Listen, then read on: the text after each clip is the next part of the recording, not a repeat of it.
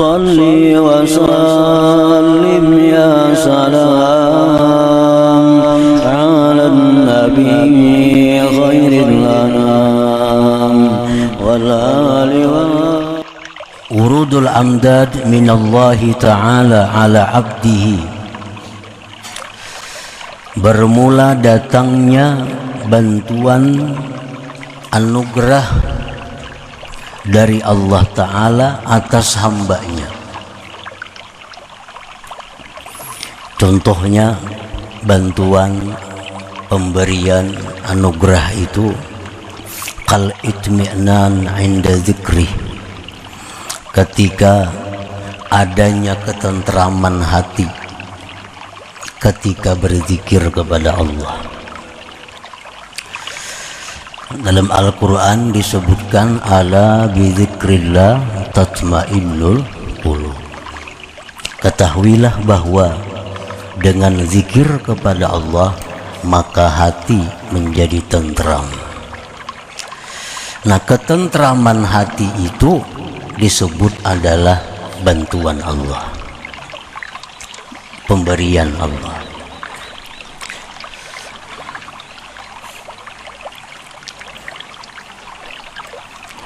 Wa musyahadati fi'lihi inda ru'yati syai'in min khalqih. Contohnya lagi seperti menyaksikan hatinya perbuatan Allah ketika melihat sesuatu daripada makhluknya. Kalau kita melihat sesuatu daripada makhluk, lalu hati kita ingat bahwa itu ciptaan Allah, nah ingatnya hati bahwa itu ciptaan Allah adalah pemberian Allah kepada kita. Pemberian Allah kepada kita.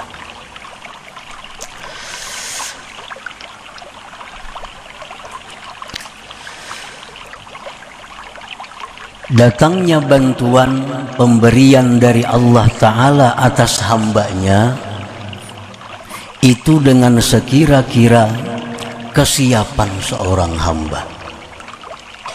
Bantuan itu datang sesuai dengan kesiapan yang menerima bantuan itu.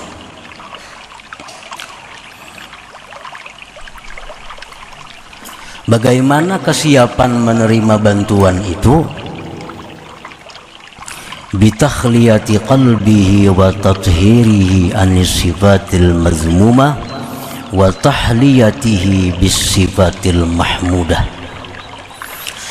Dengan membersihkan hati dari sifat-sifat yang tercela dan menghiasi hati dengan sifat terpuji. Nah, itu kesiapan hati. Apabila hati kita bersih dari sifat yang tercela, hati kita berisi, berpakaian, berhias dengan sifat mulia, maka bantuan Allah tadi akan datang kepada kita karena keadaan kita siap menerima bantuan Allah tadi. Walidzalika qil, oleh karena itu dikatakan khalli qalbak anil awsafiz zamimah wa hallih bis sifatil hamidah namla'hu bil ma'rifati wal musyahadah. Bersihkanlah hatimu dari akhlak yang tercela, lalu hiasi hati dengan akhlak terpuji, niscaya kami penuhi hati kamu dengan ma'rifah dan musyahadah. Nah, para muhibbin rahimakumullah, pakam min zakirin la yatma'in. Berapa banyak orang yang berzikir kepada Allah tapi tidak menerima, tidak merasakan ketenangan.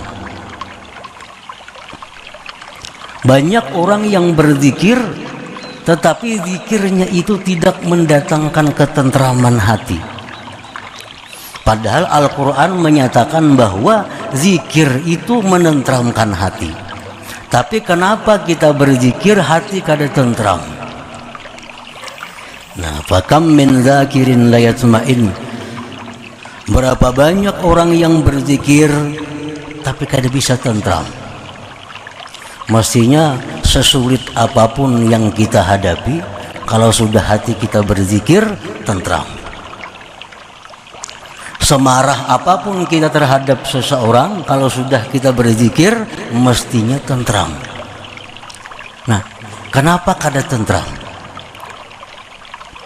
Zikir sudah ribuan sehari, tapi kadang membawa ketentraman. Bantuan Allah itu tidak datang, madad ilahi tidak datang. Wa kam min dzakirin la yusyahid. Berapa banyak orang yang berzikir tapi tidak bisa musyahadah. Ini sudah hari-hari berzikir la ilaha illallah, dalam hatinya tiada yang berbuat kecuali Allah. La ilaha illallah, tidak ada yang berbuat kecuali Allah. Tapi pada kenyataannya melihat kejadian-kejadian, lupa kepada Allah. Melihat sesuatu, lupa kepada Allah. Tapi bila waktu berzikir, la ilaha illallah, tiada yang berbuat kecuali Allah, tidak ada ciptaan kecuali ciptaan Allah. Nah, sudah melihat kenyataannya, lupa kepada Allah.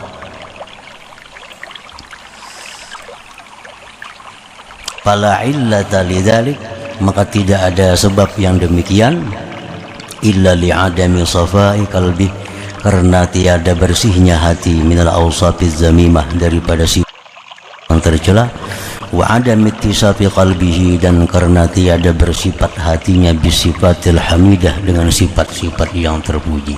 Itu sebabnya. Sekalinya itu sebabnya kenapa zikir itu kadang membawa ketentraman. Ternyata hati orang yang berzikir itu masih dipenuhi dengan sifat yang tercela. Nah, kenapa zikir yang dibaca sehari ribuan kali, tapi begitu keluar rumah sudah lupa kepada Allah?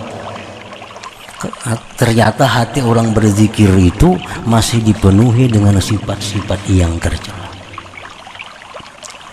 Nah, sebagaimana halnya ketentraman waktu berzikir, bisa musyahadah waktu melihat sesuatu, khusyuk dalam salat itu termasuk madad ilahi.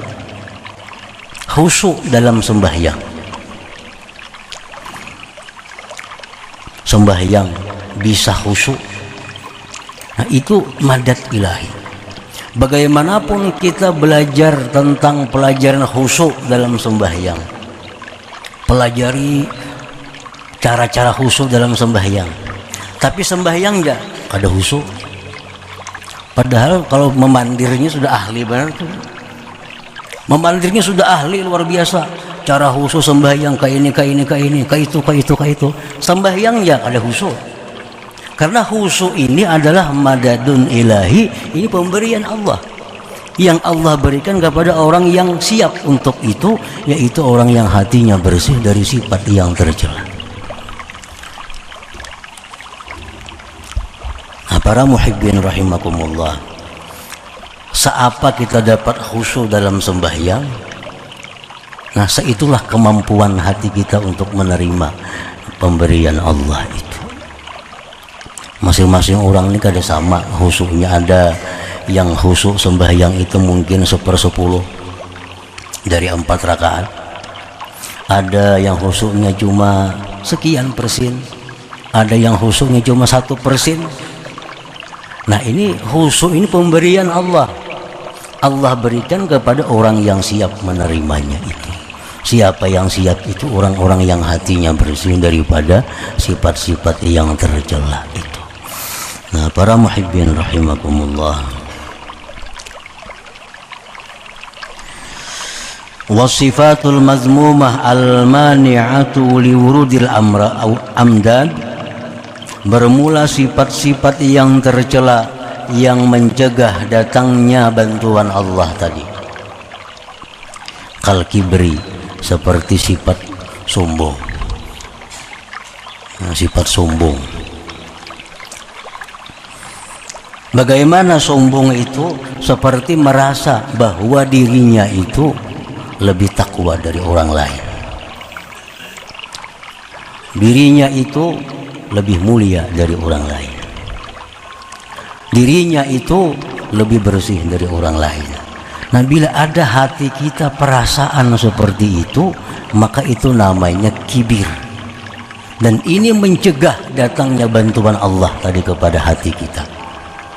Jadi jangan sekali-kali kita merasa bahwa diri kita ini lebih baik, lebih mulia dari siapapun, walaupun dari orang kafir.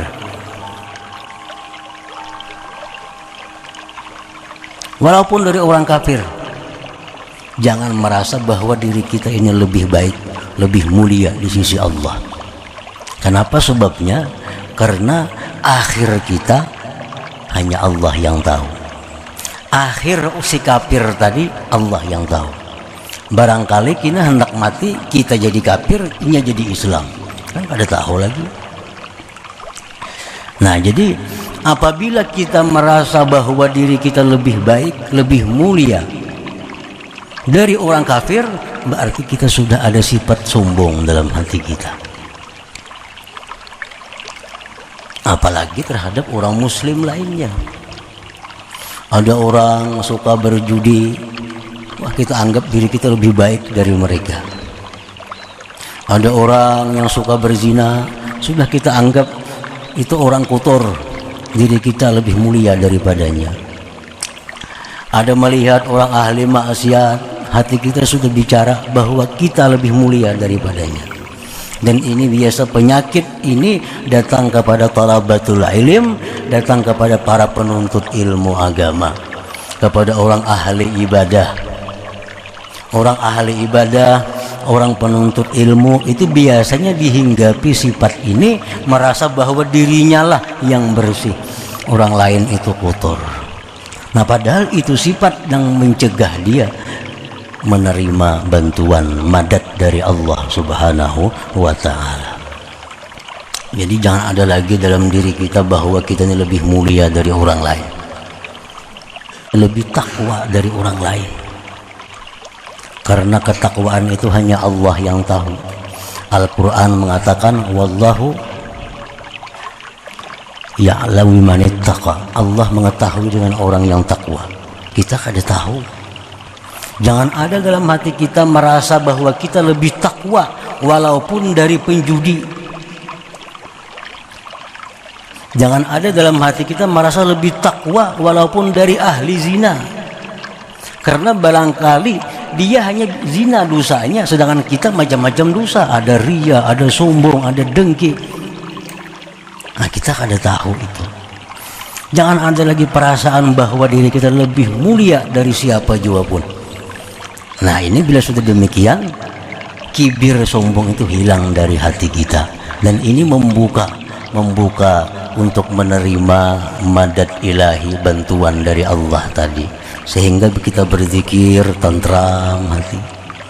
Kita membaca Quran tentram hati, sembahyang lebih khusyuk. Kita berzikir bisa musyahadah kepada Allah kalau sudah pencegahnya ini hilang dari hati kita. Nah, para muhibbin rahimakumullah, qala Allah Ta'ala, firman Allah Ta'ala, sa'asrifu an ayati alladzina yatakabbaruna fil ardi bighairil haqq. Allah menyatakan, selagi aku palingkan ayat-ayatku terhadap orang yang berlaku sombong di muka bumi.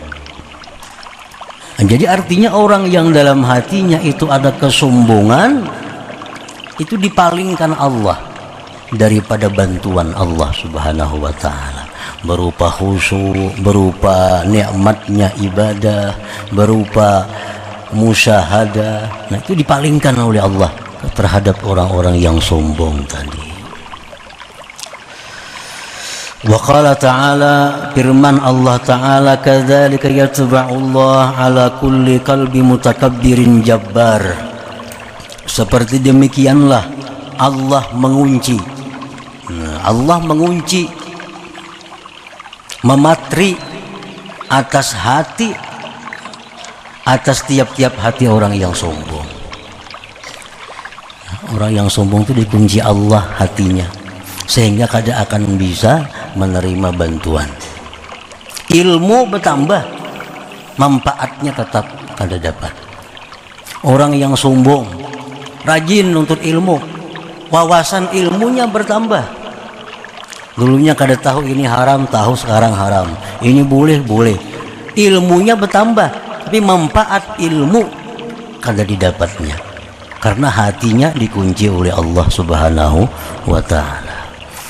Nah, tadi kadzalika yatba'ullah ala kulli qalbi mutakabbirin jabbar. Wa qala ta'ala, dan firman Allah, innahu la yuhibbul mustakbirin.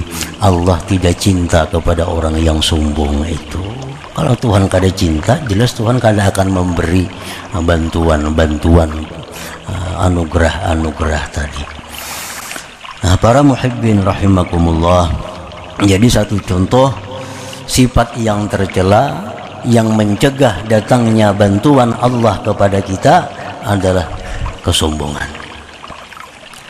Nah, jadi kenapa kita berzikir kada tentram, kenapa kita sembahyang kada bisa khusyuk, padahal berapa kali sudah ikut pelatihan salat khusyuk, kada mau khusyuk, bertambah kada khusyuk.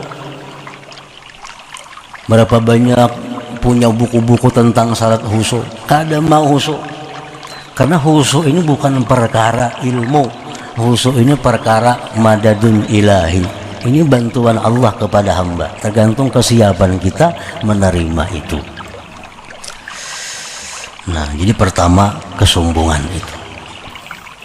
Yang paling ringkas mengartikan kesombongan itu bahwa merasa dirinya lebih daripada orang lain. Bukan lebih kaya. Kalau memang sugih, merasa lebih sugih daripada si miskin, kada jadi soal. Ini merasa lebih mulia, nah merasa lebih takwa, merasa lebih bersih. Nah, ini yang dimaksud dengan kesombongan itu. Kalau orang merasa dirinya bungas pada orang lain, kalau bujur-bujur bungas ya kada jadi masalah. Itu lain sombong artinya. Membungas orangnya, dalam hatinya bungas kepada itu, nah kada jadi soal, namanya bungas. Ini perkara zahir. Nya bisa duit 1 triliun, nang saya kongnya 1 miliar, akhirnya sugih aku pada itu, kada jadi soal, tuh bujur aja nih tuh.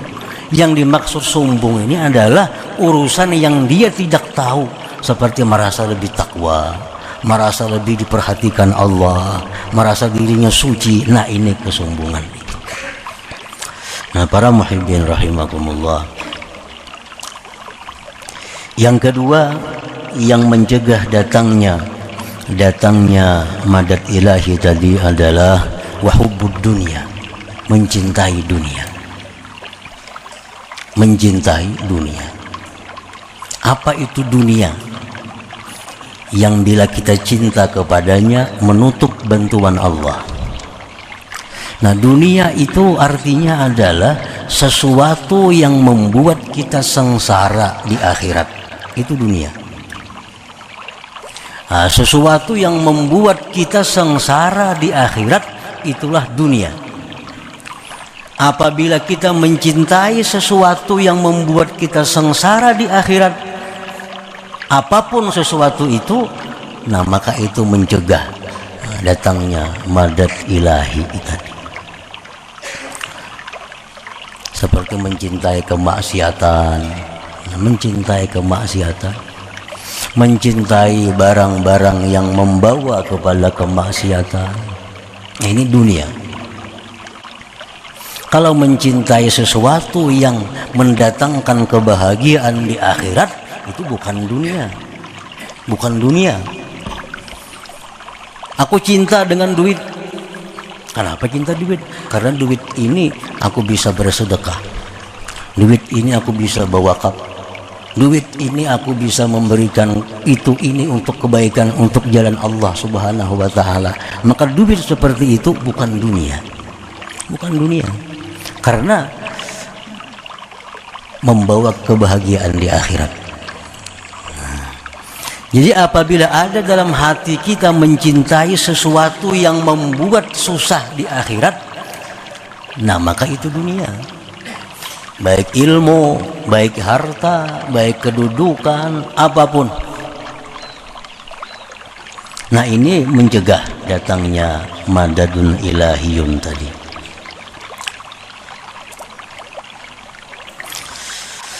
Rasulullah sallallahu alaihi wasallam bersabda, ad-dunya mal'unah. Ujar Nabi, dunia itu dilaknat. Dunia itu dilaknat. Artinya sesuatu yang membawa kesengsaraan di akhirat itu dilaknat Allah. Sesuatu yang membawa kepada kesusahan di akhirat itu dilaknat Allah. Bila kita mencintai sesuatu yang dilaknat oleh Allah, nah logikanya kan jelas. Kita mencintai sesuatu yang dilaknat oleh Allah, jelas Allah akan marah kepada kita.